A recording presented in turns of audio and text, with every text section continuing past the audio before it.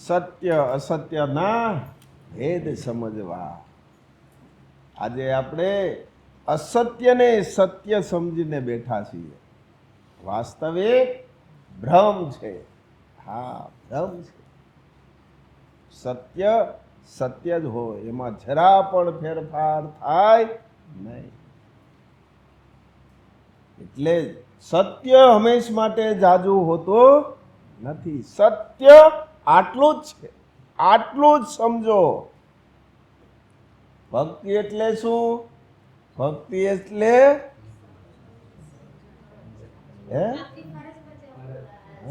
સમજણ એટલે ફરજ.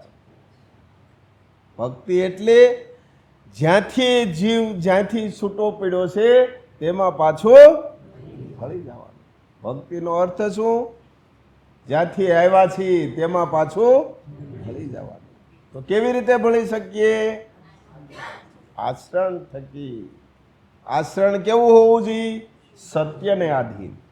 આચરણ બે પ્રકારના હોય. અસત્યને પણ આચરણ કહેવાય. અસત્યને પણ આચરણ કે આજે અસત્યનો આચરણ છે ને, અસત્યનું આજે પણ સત્યનું આચરણ હોવું જોઈએ.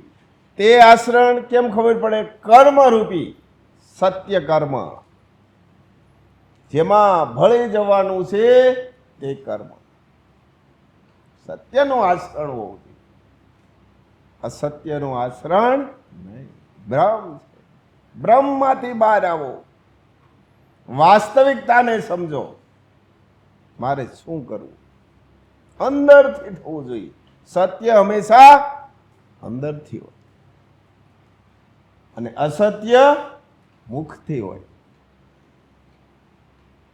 મીઠી મીઠી અસત્ય જો મીઠી મીઠી બહુ વાતો કરશે, મુખથી જ કરશે, અંદર ન હોય.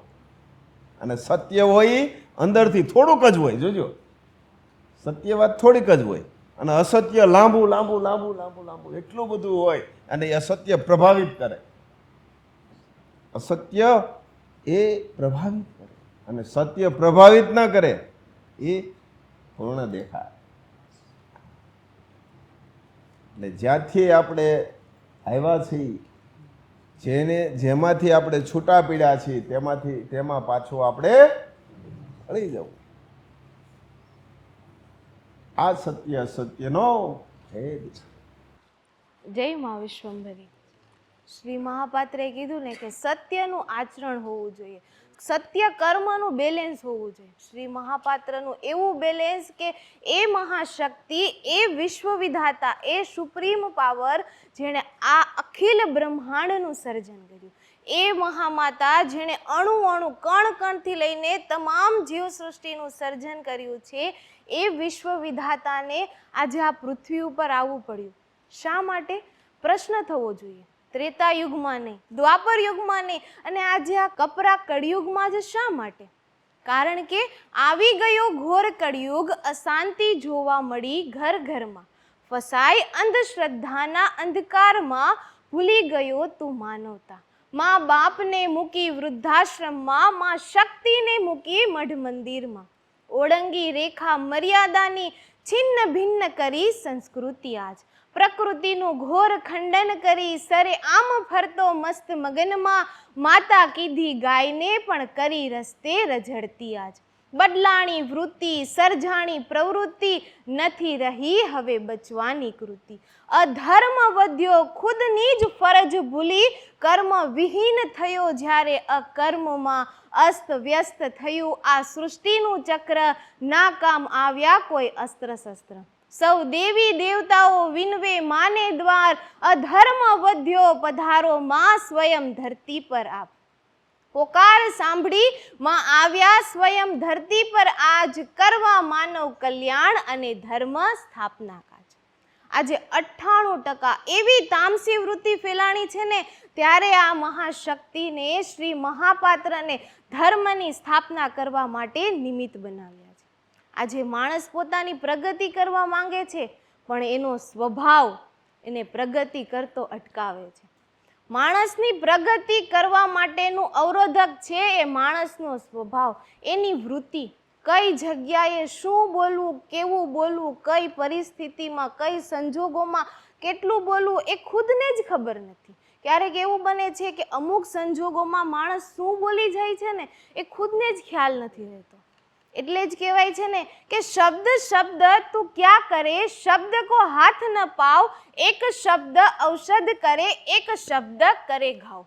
કક્કો અને બારાક્ષરી એ ભાષાનું છે ને રો મટીરિયલ છે. અપશબ્દ પણ તેમાંથી બને અને શું શબ્દ પણ તેમાંથી જ બને છે. શું બનાવવું ને એ પ્રોડ્યુસરની પસંદગી પર આધાર રાખે છે. આજે માણસ એટલો બધો અસત્યમાં ફેલાણો છે ને તો એ સ્વને ઓળખવાનું, સ્વની જાતને પરીક્ષણ કરવા માટેનું એની પાસે એ ખ્યાલ જ નથી કે સ્વ શા માટે આવ્યો છે, શું કરવાનું છે અને શું કરીને જવાનું છે. આજે 9 મણકાની માળા આપી છે, એમાં પહેલો જ મણકો છે ને કે સ્વભાવ બદલો. શ્રી મહાપાત્ર વારંવાર કહે છે કે સ્વભાવને બદલો. જે જન્મથી જે વૃત્તિઓ આવી છે ને એને કાઢો. મારી તારી કરવી, બીજા શું કરે છે, બીજા ક્યાં જાય છે, ઝીણી ઝીણી વાતનું ખોટું લાગવું, સમજ્યા વિચાર્યા વગર બોલવું, એને દૂર કરો. અને સદગુણો રૂપી 17 વૈદિક સદગુણો રૂપી અને 9 મણકાની શબ્દ રૂપી માળા રૂપી નવી પેનડ્રાઈવ ભરાવો. કોઈની સાથે વાત કરો ત્યારે શાંતિથી, પ્રેમથી, ગંભીરતાપૂર્વક વાત કરો. કારણ કે ઉત્તમ અને મધુર શબ્દથી કહેલી વાત અનેક પ્રકારે હિત કરે છે. ત્યારે એ જ વાત જો કડવા શબ્દોથી અને તોછડાઈથી કરવામાં આવે ને તો અનેક અનર્થો પણ ઊભા કરે છે. વચનોનો ઘા કોઈ પ્રકારે રૂઝાતા નથી. સાપનું ઝેર છે ને ઔષધિ કોઈ આપીએ કે કોઈ એવો ઉપાય કરીએ ને તો એ ઉતરી જાય, પણ વચનોના ઘા કોઈ પ્રકારે નથી ઉતરતા. એવી જ રીતે હથિયારોનો ઘા રૂઝાઈ જાય છે પણ કઠોર શબ્દોનો ઘા કોઈ પ્રકારે રૂઝાતા નથી. એટલે જ શ્રી મહાપાત્ર કહે છે ને કે દ્રષ્ટિ સ્વ તરફ રાખો. મહામાત સાથ શ્રી મહાપાત્ર આવ્યા છે તો આ અમૂલ્ય એવો માનવ જન્મ મળ્યો છે તો શા માટે આપણે બીજાની મારી તારી કરવામાં, બીજા સામે જોવામાં આપણું જીવન વ્યર્થ કરીએ છીએ? આ અમૂલ્ય જન્મ મળ્યો છે તો આ અમૂલ્ય ક્ષણ આપણે આપણા જ જીવાત્માના ઉદ્ધાર માટે ના કરીએ? ઇતિહાસમાં જોઈએ ને તો રાવણ પાસે ઘણી શક્તિ હતી પરંતુ પોતાના સ્વભાવના કારણે, પોતાના વૃત્તિને કારણે પોતે જ પોતાના પતનને આમંત્રણ આપ્યું.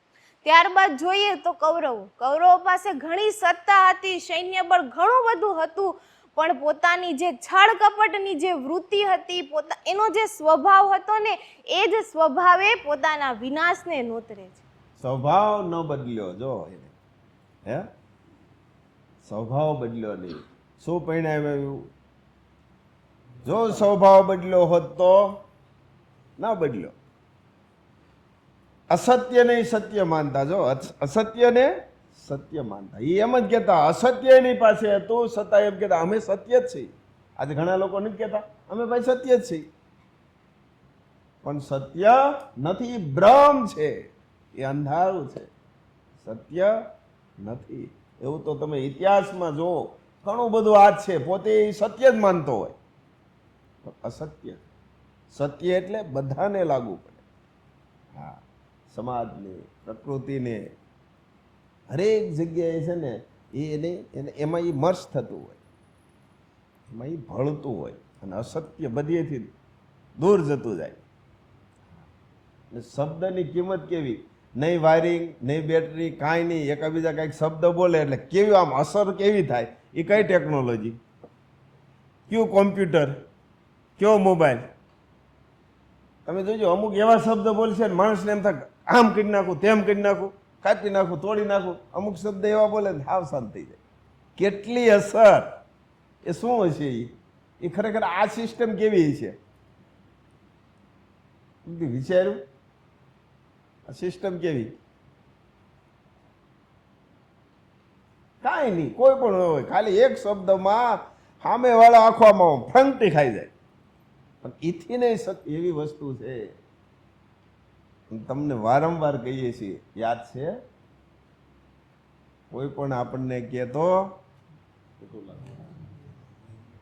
કોઈ પણ આપણને કહે જો આપણને લાગુ પડતું હોય તો હા વાંધો નહીં, સ્વીકારી લેવાનું, અને ન પડતું હોય તોય હા વાંધો નહીં, હા તમે કરો એટલે થઈ ગયું રેડી.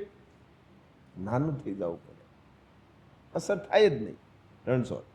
નકર મને આમ કીધું સમજાવો, બીજું કીધું હોય કાંઈ, જો પોતાને જરૂરિયાત હોય તો સુધારી લ્યો, અને નો સુધારી એકીએ તો પરિણામ કેવું આવે? ઘણી વખત આપણા હિત માટે પણ હોય. કોને પરિવર્તન કરવું પડે? સ્વને.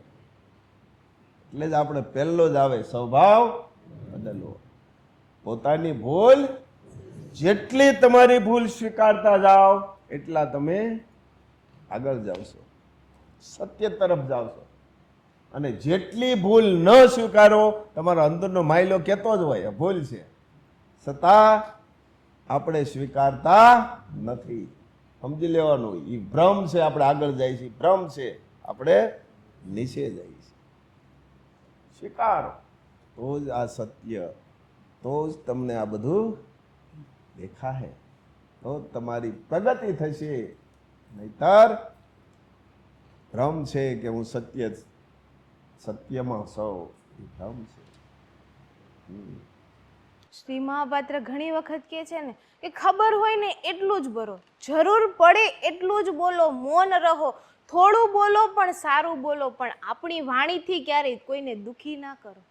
સુખમ યાની દુઃખમ વા સ્વભાવા દેવ જાતિ સહ કર્મણા હિ સદા જ્ઞેયમ કર્મણા હિ સદા જ્ઞેયમ કરુણે યાત નતુ.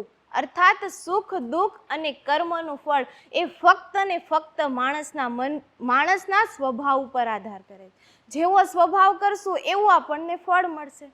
આજે તારણહાર આવ્યા છે, ઉગારનાર આવ્યા છે, શ્રી મહાપાત્ર સાથ સ્વયં મહામાત આવ્યા છે. આ અમૂલ્ય એવો માનવ જન્મ મળ્યો છે તો ફોગટ ના કરીએ, કારણ કે તારણહાર આવ્યા છે, ઉગારનાર આવ્યા છે. વારંવાર નહીં મળે આ તક, તો આ અમૂલ્ય તકને આપણે ઝડપી લઈએ. આ ઓરિજિનલ સત્ય મળ્યું છે તો શા માટે એને આપણે વેડફી દઈએ?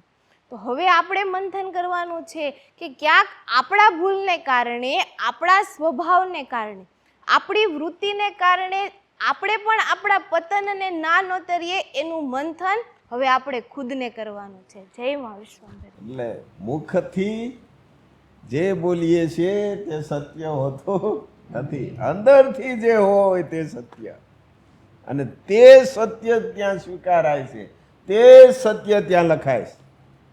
મુખથી ગમે એટલી જ્ઞાનની વાતો થતી હોય, મુખથી ગમે એટલું મીઠું મીઠું બોલતા હોય, તો પણ ત્યાં લખાતું નથી. સમાજને, રાષ્ટ્રને કોઈ કામમાં આવતું નથી. કરીને બતાવવું અંદરથી, એ સમાજને, રાષ્ટ્રને, બધાને, પ્રકૃતિને, બધાને એ કામમાં આવે છે. તમારા ઉદ્ધાર માટે પણ તે કામમાં આવે છે. બાકી ઉદ્ધાર થઈ જાય પણ અહીંથી થવું જોઈએ, હૃદયથી થવું જોઈએ. એવું કરો, પણ લક્ષ્ય પહેલા બંધાવવું જોઈએ કે મારે મારા જીવાત્માનો ઉદ્ધાર કરવો. રહીને, સંસારમાં રહીને, સમાજમાં રહીને તમને કોઈ અસર થાય નહીં, આ મારો અનુભવ છે. અને થીમને બદલાવી પડે. આ થીમને આમ કરવી, આમ કરશું ને તો જ થશે. એ કરવા માટે આપણે શું કરવું પડે? આપણી વૃત્તિઓ, સ્વભાવ, ખોટું બોલવાનું, બસવાનું, ખોટું જ છે છતાં બસવા માટે પાછું ખોટું બોલીએ, એ બધું કાઢવું પડે. કોના માટે? સ્વ માટે. જય